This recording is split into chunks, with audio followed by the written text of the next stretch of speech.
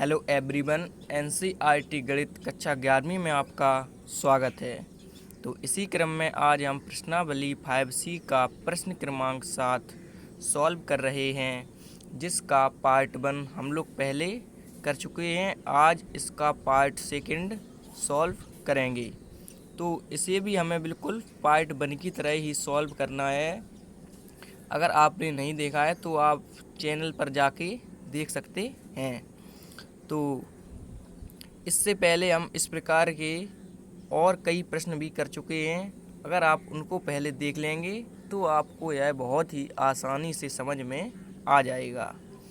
तो इसमें दिया गया है 1+7i बटे 2 - का होल स्क्वायर को ध्रुवीय रूप में परिवर्तित कीजिए। तो हमें इसे ध्रुवीय रूप में परिवर्तित करना है। तो सबसे पहले हल लिखेंगे और उसके बाद जो दिया गया है उसे लिख लेते हैं। तो जो दिया गया था वह हमने लिख लिया है। अब हम इसे थोड़ा सॉल्व करेंगे, यानी कि इसे हम a+ib के फॉर्म में बनाएंगे। तो चलिए इसे थोड़ा सॉल्व करते हैं। तो नीचे इसमें देखिए ये 2 - के i का होल वर्ग लिखा हुआ है, यानी कि a - b का इसमें होल स्क्वायर लग जाएगा। तो चलिए यूज करते हैं। तो आपको बराबर भी लगाते रहना है। 1+7i ज्यों का त्यों बटे 2 - i का इसमें होल स्क्वायर लगाएंगे तो क्या हो जाएगा, a वर्ग यानी कि a वर्ग प्लस b वर्ग माइनस के 2a भी होता है। चलिए देख लेते हैं फॉर्मूला हमारा कुछ इस प्रकार होता है कि a - b का होल वर्ग क्या होता है, a वर्ग प्लस b वर्ग माइनस के 2ab। तो चलिए इसमें यूज करेंगे। तो इसमें a और b दिया गया है और इसमें 2 और i दिया गया है। तो चलिए a वर्ग प्लस b वर्ग यानी कि 2 का वर्ग करेंगे। ये हमने 2 का वर्ग कर दिया और प्लस लगा है तो प्लस लगा दीजिए। इसमें देखिए प्लस लगा हुआ है। अब b वर्ग यानी कि i का वर्ग होगा और माइनस लगा है तो माइनस लगा दीजिए और 2 ज्यों का त्यों। और ये a b बताइए कैसे आया, a b यानी कि इसका इसमें गुणा किया गया a का b में, तब यह आया ए बी। तो हम भी करेंगे 2 का i में गुणा, तो ये इंटू 2i। तो अब इसे आगे सॉल्व करते हैं। तो 1+7i बटे 2 का वर्ग 4 और ये प्लस ज्यों का त्यों, और आई स्क्वायर का मान कितना होता है बताइए। तो आप कहेंगे -1, क्योंकि आई स्क्वायर का मान कितना होता है -1। तो ये वाला माइनस ज्यों का त्यों। अब चूंकि यहाँ इंटू लगा हुआ है, जब कोई भी साइन नहीं होता है तो हम लोग क्या मानते हैं, गुणा। तो 2 का 2 में 2i में गुणा करेंगे तो कितना हो जाएगा, ये 4i। तो अब इसे आगे सॉल्व करते हैं। चलिए इस फॉर्मूले को हटा देते हैं। उसके बाद आगे तो 1+i ज्यों का त्यों लिखना है आपको। 1+7i ये हमने ज्यों का त्यों लिख दिया बटे, अब 4 ये ज्यों का त्यों। अब ये प्लस का माइनस में गुणा होगा तो क्या आएगा बताइए, माइनस आएगा। और ये 1 ज्यों का त्यों और ये माइनस के 4i। अब 4 में से 1 जाएंगे तो कितना बचेगा, 3। तो चलिए लिख देते हैं। तो ऊपर 1+7i ज्यों का त्यों बटे 4 में से 1 गई 3 और ये माइनस के 4i ज्यों का त्यों। तो अभी ये हमारा a+ib का फॉर्म क्लियर नहीं आया है। तो अब हम इसका हर परमीकरण कर देते हैं। तो हर परमीकरण करना आप जानते ही होंगे क्या होता है। तो हर के संयुग्मी का ऊपर नीचे गुणा। संयुग्मी का मतलब क्या होता है, तो संयुग्मी का मतलब होता है उल्टा, यानी कि 3 - के 4i है तो हम इसके संयुग्मी यानी कि 3 + 4i का ऊपर भी गुणा करेंगे और नीचे भी गुणा करेंगे। तो देखिए कैसे करेंगे। तो लिख देते हैं हर परमीकरण करने पर। तो हमने लिखा हर परमीकरण करने पर, चलिए कर देते हैं। तो ये ज्यों का त्यों लिखना है आपको। 1+7i बटे 3 - के 4i। अब हर के संयुग्मी, हर में क्या है हमारा 3 - के 4i, इसका संयुग्मी क्या हो जाएगा 3 + के 4i, यानी कि माइनस है तो प्लस हो जाएगा। चलिए कर देते हैं। चूँकि गुणा करना है ऊपर भी कर देंगे और नीचे भी कर देंगे। तो जितने का ऊपर होगा 3 प्लस के 4i और उतने का ही नीचे भी करेंगे तो क्या हो जाएगा 3 प्लस के 4i। अब आप समझ गए होंगे कि कैसे हम लोगों ने हर परिमीकरण किया है। तो हर की संयुग्मी यानी कि 3 माइनस 4i का संयुग्मी हो जाएगा 3 प्लस के 4i।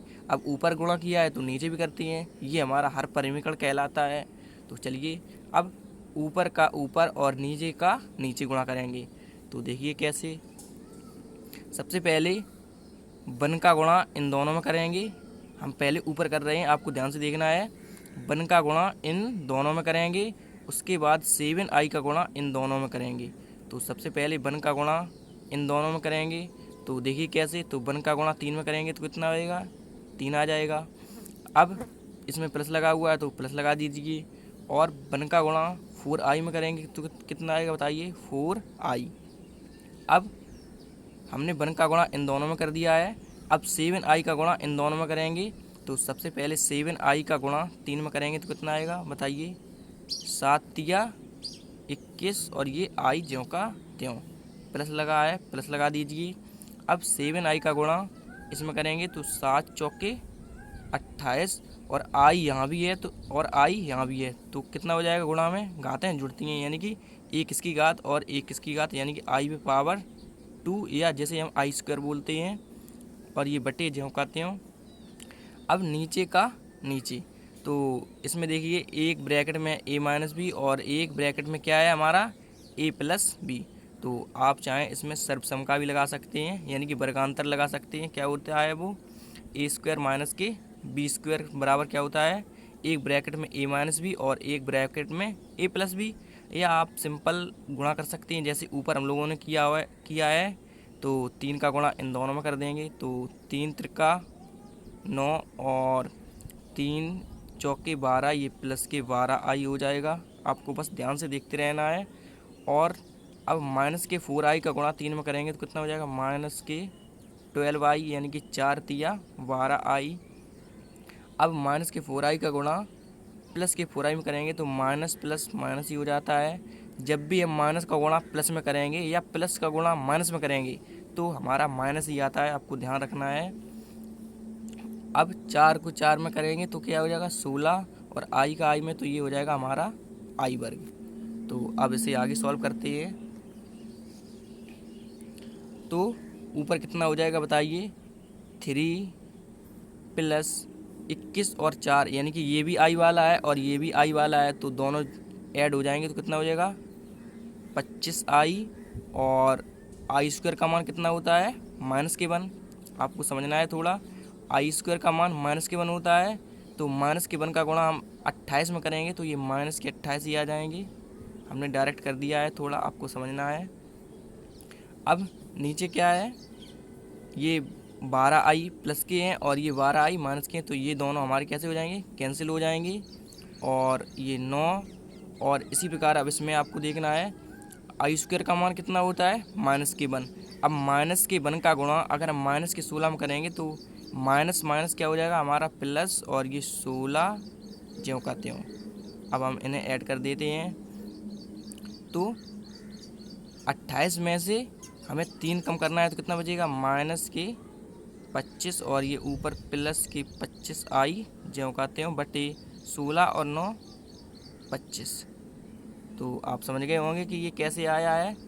हमने ये माइनस के 28 में से 3 कम किए तो माइनस के 25 आए गए, और ये वाला प्लस ज्यों का त्यों, और ये 25i हमने ज्यों का त्यों लिख दिए, और ये वाले 16 और 9 बटे में 25 ज्यों का त्यों। अब देखिए ऊपर से हम 25 कॉमन ले सकते हैं, क्योंकि ऊपर 25 कॉमन हो जाएगा, इसमें भी 25 है, प्लस के इस साइड भी 25 है और प्लस के इस साइड भी 25 है। तो चलिए ले लेते हैं कॉमन, यानी कि वेस्टर्निस्ट बाहर निकाल लेंगे तो अंदर हमारा क्या बच जाएगा, यहाँ पे जब कुछ भी नहीं बचेगा तो 1 बचेगा, लेकिन माइनस है तो क्या बचेगा माइनस का 1, और ये प्लस, और यहाँ से 25 तो हमने बाहर ले लिया है तो केवल i बचेगा बटे ये वाला 25 ज्यों का त्यों। ये 25 से 25 हम कैंसिल कर देंगे, तो अब हमारा बराबर बचेगा माइनस के 1 और प्लस के i। कितना बचा ऊपर हमारा केवल, क्योंकि 25 से 25 कैंसिल हो गया तो माइनस के 1 और प्लस के i, ये हमारा बचा है। तो अब ये हमारी एक सम्मिश्र संख्या है। सम्मिश्र संख्या का मतलब क्या होता है, जो हमारी a प्लस आई वी के फॉर्म की है, यानी कि जिसका एक भाग वास्तविक है और एक भाग काल्पनिक है। वास्तविक भाग क्या होता है, जिसमें आई साथ में नहीं होता है, वह हमारा वास्तविक भाग होता है, और जिसमें आई साथ में होता है वह हमारा काल्पनिक भाग होता है। यहाँ पे आई के साथ में क्या है, 1 है, क्योंकि जब भी कोई भी संख्या होती है उसके आगे कोई कुछ भी नहीं होता है तो क्या मानते हैं हम लोग, 1 मानते हैं, यानी कि आई का गुणांक 1 है। आप समझ गए होंगे आई का गुणांक कितना है, 1। तो अब ये हमारी एक सम्मिश्र संख्या बन गई है। तो अब हम इसे किस में परिवर्तित करेंगे, ध्रुवीय रूप में चूँकि परिवर्तित करना है। तो चलिए ध्रुवीय रूप के लिए फॉर्मूला देख लेते हैं क्या होता है। तो ध्रुवीय रूप के लिए फॉर्मूला कुछ इस प्रकार होता है कि सम्मिश्र संख्या z बराबर r bracket cos theta plus i sine theta, ये हमारा क्या होता है, ध्रुवीय रूप का फॉर्मूला होता है। तो अब हम क्या करेंगे, तो ये -1 प्लस आई एक सम्मिश्र संख्या है, और सम्मिश्र संख्या को हम क्या नाम देते हैं, z, यानी कि z को हम सम्मिश्र संख्या से प्रदर्शित करते हैं। तो अब हम क्या करेंगे, ये z का मान कितना है बताइए आप, -1 प्लस आई, क्योंकि ये इसके बराबर में लिखा हुआ है। अब ये z का मान हम इसमें रख देंगे इस फॉर्मूले में, देखिए कैसे। तो चलिए इसे सॉल्व करते हैं। तो बस आपको ध्यान से देख के रहना है। तो हम ये z का मान इस z के स्थान पर रख देंगे, या आप पहले एक बार फार्मूला लिख लीजिए। तो हम पहले फार्मूले को लिख लेते हैं। तो हमने एक बार फार्मूले को लिख लिया है। तो चलिए अब इसे हटा देते हैं, और अब आपको ध्यान से समझना है। तो इस z का मान यहाँ पे रख देंगे, इस z के स्थान पे कितना है, -1 प्लस आई, -1 प्लस आई, माइनस के ये 1 लिखा हुआ है, -1 प्लस आई बराबर ये ज्यों का त्यों r cos theta plus i sine theta. तो अब हम इसे समीकरण 1 नाम दे देंगे, क्योंकि हमें -1 प्लस आई का क्या निकालना है, ध्रुवीय रूप। यानी कि अब हम आर कॉस थीटा और साइन थीटा का मान जब इसमें निकाल के रखेंगे तब हमें इसका क्लियर ध्रुवीय रूप पता चलेगा।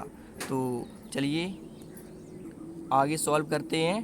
तो अब हम क्या करेंगे, इस आर का अंदर इसमें गुणा कर देते हैं। हमने इसे समीकरण 1 मान लिया है, आप देख सकते हैं हमने इसे समीकरण 1 नाम दे दिया है। तो अब हम आर का इसमें अंदर गुणा करेंगे तो क्या हो जाएगा, -1 प्लस आई, और आर का इसमें करेंगे तो क्या हो जाएगा, r cos theta plus i r sine theta. तो अब हम इसे आगे सॉल्व करते हैं। तो अब हम इसके दोनों पक्षों की तुलना कर देंगे, यानी कि वास्तविक भाग बराबर वास्तविक भाग और काल्पनिक भाग बराबर काल्पनिक भाग लिखेंगे। तो चलिए आर कॉस थीटा बराबर क्या हो जाएगा, जिसमें आई नहीं है, तो आर कॉस थीटा बराबर क्या हो जाएगा बताइए, या आप लिख भी सकते हैं तुलना से। तो आर कॉस थीटा बराबर -1, आर कॉस थीटा बराबर -1, और आर साइन थीटा बराबर इसका आई का गुणा कितना है, 1 है। तो चलिए लिख देते हैं, आर साइन थीटा बराबर कितना हो जाएगा, 1। तो चूँकि हम लोग समीकरण 1 पहले बना चुके हैं तो इसे हम समीकरण 2 नाम दे देते हैं, और इसे समीकरण 3 नाम दे देते हैं। तो अब हमें आर का मान कैसे मिलेगा, अगर हम समीकरण 2 और 3 को वर्ग करके जोड़ दें तो हमें आर का मान मिल जाएगा। तो चलिए लिखते हैं, समीकरण 2 व 3 को वर्ग करके जोड़ने पर। तो हमने लिखा समीकरण 2 व 3 को वर्ग करके जोड़ने पर। तो चलिए LHS में जुड़ेगी और RHS में जुड़ेगी, लेकिन वर्ग करके।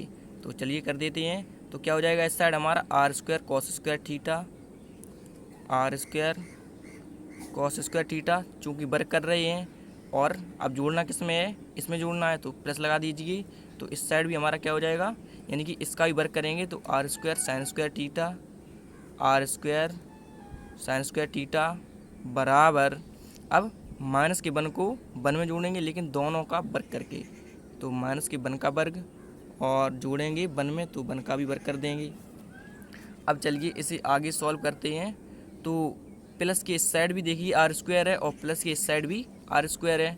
तो हम इसमें से आर स्क्वायर को बाहर कॉमन ले लेते हैं। तो ये आर स्क्वायर अंदर क्या बचेगा हमारा cos square theta plus sine square theta बराबर माइनस के 1 का वर्ग 1 ही हो जाएगा और प्लस 1 का वर्ग भी 1 हो जाएगा। अब आपको आगे ध्यान से देखना है, cos square theta plus sine square theta का मान कितना होता है बताइए। तो चलिए अभी आप नहीं समझ पा रहे होंगे, तो चलिए इसे पहले लिख देते हैं। चूँकि प्लस में है तो पहले हम साइन स्क्वायर थीटा लिखेंगे। तो ये हम ज्यों कहते हैं लिख देते हैं आर स्क्वायर। तो पहले हम लिखेंगे साइन स्क्वायर थीटा और बाद में लिख देते हैं प्लस कॉस स्क्वायर थीटा। चूँकि दोनों प्लस में है तो इससे आगे पीछे कर सकते हैं, बराबर 1 और 1 ये 2 हो जाएगा। अब आर स्क्वायर यानी कि sine square theta plus cos square theta का मान कितना होगा बताइए। तो पहले हम ये आर स्क्वायर लिख देते हैं और इसका मान बताइए क्या होता है। तो इसका मान 1 होता है, आप लोग जानते हैं क्योंकि हम त्रिकोणमिति में पहले ही पढ़ चुके हैं। और ये बराबर 2 ज्यों का त्यों।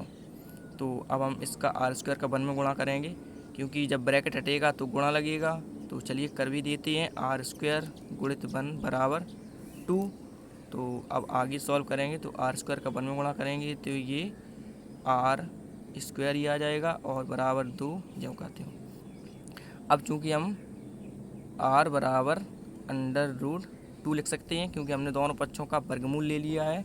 या आप ऐसे समझ लीजिए कि इस पे वर्ग लगाए तो इस पे √, आ जाता है, इसका अगर वर्ग हटेगा तो हमने आर का मान 2 निकाल लिया है। अब हमें किसका मान निकालना है, कॉस थीटा और साइन थीटा का। तो यदि हम आर का मान समीकरण 2 में रख दें तो हमें कॉस थीटा का मान पता चल जाएगा। तो चलिए लिखते हैं आर का मान समीकरण 2 में रखने पर। तो हमने लिखा आर बराबर √2 समीकरण 2 में रखने पर। तो हमने ये समीकरण 2 लिख लिया है। अब हम आर के स्थान पे क्या रखेंगे, √2। तो चलिए लिख देते हैं, तो √2 ये आर के स्थान पे लिख दिया है और ये कॉस थीटा ज्यों का त्यों और बराबर माइनस के 1 भी ज्यों का त्यों। अब कॉस थीटा बराबर ये √2 कॉस के गुणा में बराबर किस साइड में आएगा, तो ये किस में हो जाएगा, भाग में हो जाएगा, यानी कि बटे में। तो ये √2। तो अब आपको बताना है कि ये जो हमारा कॉस थीटा है, कॉस थीटा का ये माइनस के 1/√2 कितने का मान है। तो हम लोग ऐसे मान पहले ही त्रिकोणमिति में समझ चुके हैं। अगर आपने नहीं देखा है तो पहले आप उसे देख लीजिए, तो आपको ये बहुत ही आसानी से समझ में आ जाएगा। तो ये हमारा कॉस में कितने का मान होता है, तो हम लिखेंगे कॉस थीटा बराबर ये कॉस में कितने का होता है, कॉस 135 डिग्री। कितना होता है, 135 डिग्री। यानी कि अभी हम इसका अगर मान निकालेंगे कॉस 135 का तो माइनस के 1/√2 ही आएगा। तो और या एक मान और निकलेगा तो वो कितना होगा, तो हम लिखेंगे उसे भी या करके कॉस थीटा बराबर कितना हो जाएगा बताइए कितना होगा। तो ये हो जाएगा कॉस 225 डिग्री। यानी कि कॉस 225 का मान भी कितना होता है, माइनस के 1/√2। तो अब हमने कॉस थीटा के 2 मान निकाले हुए हैं। अब बात ये है कि हम इसमें से यूज कौन सा करेंगे। तो चलिए हम पहले साइन थीटा का मान भी निकालेंगे, तो उससे हम जो दोनों में कॉमन होगा उसी को यूज करेंगे, साइन और कॉस के दोनों मान। तो देख लीजिए ऊपर, तो आर का मान अब हम समीकरण 3 में रख देते हैं। ये हमारा समीकरण 3 है, तो हमें क्या साइन थीटा का मान भी पता चल जाएगा। तो अब हम लिखेंगे आर का मान समीकरण 3 में रखने पर। तो हमने लिखा आर बराबर √2 समीकरण 3 में रखने पर। तो चलिए आर के स्थान पे इसमें रख देते हैं कितना, √2 और ये साइन थीटा जो कहते हैं बराबर 1। उसके बाद अब ये √2 साइन थीटा के गुणा में है, तो हम इस साइड लेके आएंगे, ये किस में हो जाएगा, भाग में हो जाएगा। तो साइन थीटा बराबर 1/√2। तो अब बताइए साइन में ये कितने का मान है, तो आप कहेंगे साइन 45 का मान है। तो साइन थीटा बराबर कितने का हो जाएगा, साइन 45 डिग्री। और ये किसका मान है बताइए साइन में, तो और ये हमारा किसका मान है, तो या करके आप लिख भी सकते हैं, ये साइन थीटा बराबर कितने का मान है, साइन 135 डिग्री कितने का है मान है बताइए, साइन 135। तो अब आप देख सकते हैं साइन और कॉस दोनों में कॉमन, तो हमने ये साइन थीटा के मान निकाले हुए हैं 2 और ये कॉस थीटा के 2 मान निकाले हुए हैं। तो कॉस 135 यानी कि 135 डिग्री का मान दोनों में कॉमन है। तो अब हमने आर का भी मान निकाल लिया है और कॉस थीटा और साइन थीटा का मान भी निकाल लिया है। तो चलिए अब हम समीकरण 1 में रख देते हैं। तो ये हमारा समीकरण 1 है।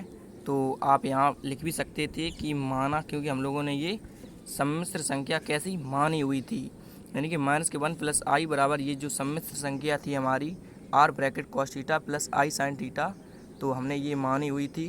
तो अब हम आर कॉस थीटा और प्लस साइन थीटा इन तीनों के मान समीकरण 1 में रख देते हैं।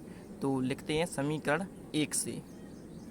तो हमने लिखा समीकरण 1 से, तो हमने ये समीकरण 1 लिख लिया है। तो अब हम इसमें आर कॉस थीटा और साइन थीटा का मान रख देते हैं। तो उसके लिए चलिए आर का मान देख लेते हैं क्या है हमारा। तो आर का हमारा मान दिया गया है आर बराबर √2। तो चलिए लिख देते हैं। तो √2 आपको आर के स्थान पर रखना है, √2 और ये ब्रैकेट ज्यों का त्यों, और ये माइनस के 1 प्लस आई भी आपको बराबर में लिखते रहना है। अब कॉस थीटा और साइन थीटा का मान भी रख देते हैं। तो देख लेते हैं कॉस थीटा और साइन थीटा का मान कितना दिया गया है। तो आप देख सकते हैं कि कॉस थीटा का मान कॉस 135 डिग्री है और साइन थीटा का मान भी साइन 135 डिग्री है।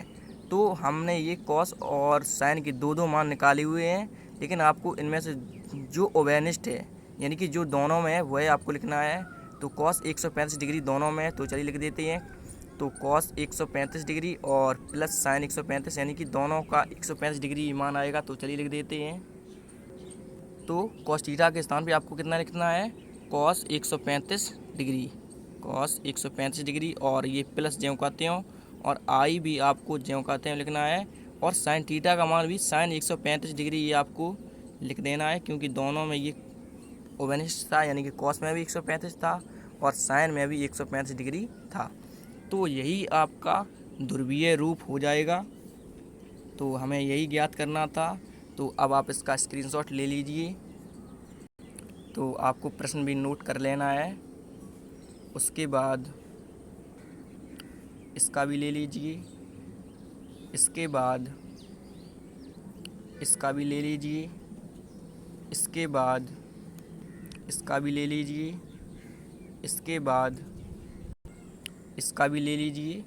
ये थोड़ा लॉन्ग क्वेश्चन है। इसके बाद इसका भी ले लीजिए, इसके बाद इसका भी ले लीजिए, इसके बाद इसका भी ले लीजिए, इसके बाद इसका भी ले लीजिए। तो आशा करता हूँ कि यह प्रश्न आपको अच्छे से समझ में आ गया होगा। Thank you.